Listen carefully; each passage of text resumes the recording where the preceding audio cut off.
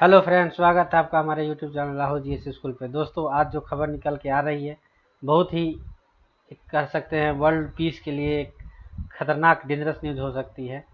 Issue ये हुआ है कि कुछ वीडियो निकल के सामने आ रहे हैं, कुछ न्यूज़ सामने निकल के आ रहे हैं जिसमें कहा जा रहा है कि रसिया ने पोलैंड पे ड्रोन हमला किया है, जिसे नाटो और पोलैंड की संयुक्त एयर डिफेंस सिस्टम ने उसे मार गिराया। तो इस पर डिस्कस करेंगे। फिर इसी क्रम में, जैसा कि मैं हमेशा डिस्कस करता हूँ, प्रेजेंट को इतिहास में जाके देखता हूँ तो रसिया पोलैंड का क्या इशू है ये देखेंगे, कितना सीवियर ड्रोन अटैक था ये देखेंगे, इंटरनेशनल रिएक्शन क्या है और इसके प्रभाव क्या है। दोस्तों, ये देखिए, दो न्यूज़ पोर्टल है, इसको वेबसाइट की एक CNN ने दिखाया है, NATO shoots down Russian drones in Polish air space accusing Moscow of being absolutely reckless. एक ये है, और दूसरा अल जजीरा ने ये न्यूज़ दिखाया है। तो इसी को आगे डिस्कस करते हैं। सबसे पहले हम लोग चलेंगे कि इंसिडेंट क्या हुआ। इंसिडेंट जैसा कि आपको बताया कि कुछ ड्रोन्स हमले, यहाँ पे पोलैंड है, ये देखिए, बेलारूस, यूक्रेन, रसिया। पोलैंड कह रहा है बेलारूस के थ्रू लगभग 19 से 20 ड्रोन पोलैंड एयर स्पेस में जा चुके थे, जिसको नाटो और पोलैंड की संयुक्त सेना ने मार गिराया है। अब इसे एक ये सख्त प्रोवोकेशन माना जा रहा है रसिया द्वारा नाटो कंट्री पे। उसको आगे डिस्कस करने से पहले पोलैंड और रसिया का हिस्ट्री देख लेते हैं। दोस्तों, पोलैंड और रसिया का हिस्ट्री जब देखेंगे तो पोलैंड को रसिया, जर्मनी और यहाँ पर एक ऑस्ट्रिया जो साम्राज्य था मिलके बहुत शोषण किया है। पोलैंड को हमेशा से दबा रखा था, लगभग 150 सालों तक गुलाम रखा है।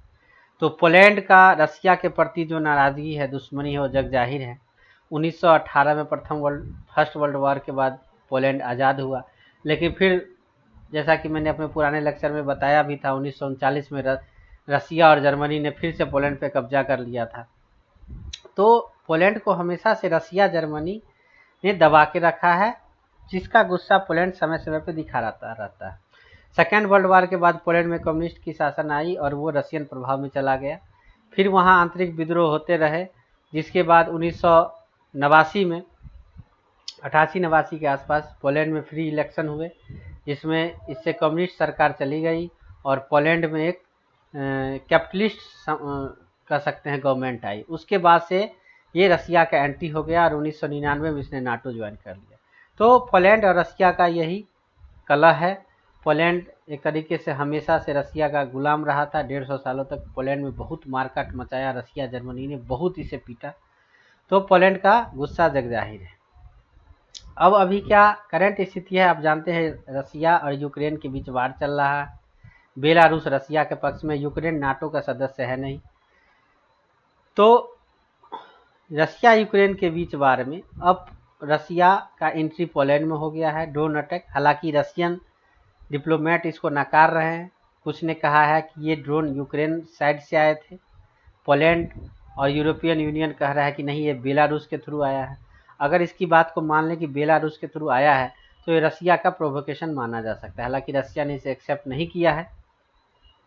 अब इसके प्रभाव क्या हो सकते हैं? इसके प्रभाव ये हो सकते हैं कि पोलैंड के पीएम ने कहा है कि नाटो का आर्टिकल 4 इन्वोक किया जाए। उसमें क्या होगा कि सारे नाटो सदस्य बैठ के डिस्कस करेंगे और आगे का प्लान डिस्कस करेंगे कि रसिया के प्रति क्या एक्शन लिया जाए। अगर आर्टिकल 5 इन्वोक हो जाता है, जिसमें है कि सारे नाटो मिल के हमला करने का जो प्रोविज़न है, तो वो तो नहीं होने का उम्मीद है।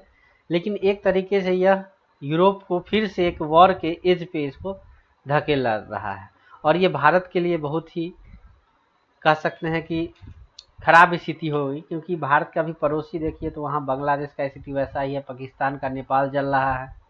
अमेरिका में एक सपोर्टिव गवर्नमेंट थी, वो भी अब विरोधी बन चुकी है। यूरोपियन यूनियन के साथ हमारा अब FTA साइन होने वाला है।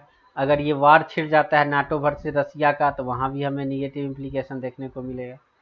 तो कुल मिला के इंडिया के लिए अभी कंडीशन सही नहीं है, और वर्ल्ड जो है एक वॉर के स्टेज पे चला जाएगा अगर ये साबित हो जाता है कि हाँ, रसिया का अटैक था। हालांकि लग रहा है कि मामला को शांत कर लिया जाएगा। अभी तक अमेरिका से कुछ स्टेटमेंट नहीं आया है, अमेरिका क्या करता है।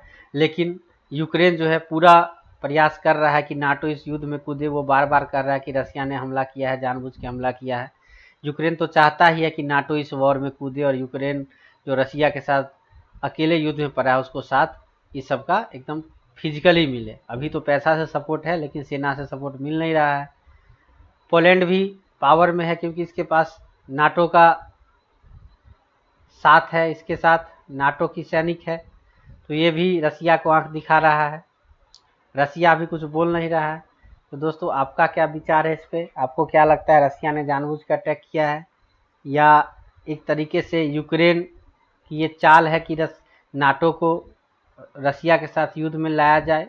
क्या व्लादिमीर पुतिन इतना बड़ा रिस्क ले सकते हैं नाटो से युद्ध लड़ने का? क्योंकि नाटो से अगर उनको डरना होता तो यूक्रेन में वो बार बार यूक्रेन के सिक्योरिटी में ये नहीं कहते कि आप नाटो को इसमें मत लाइए, क्योंकि नाटो से अभी लड़ाई मोल लेना रसिया के हित के लिए नहीं है।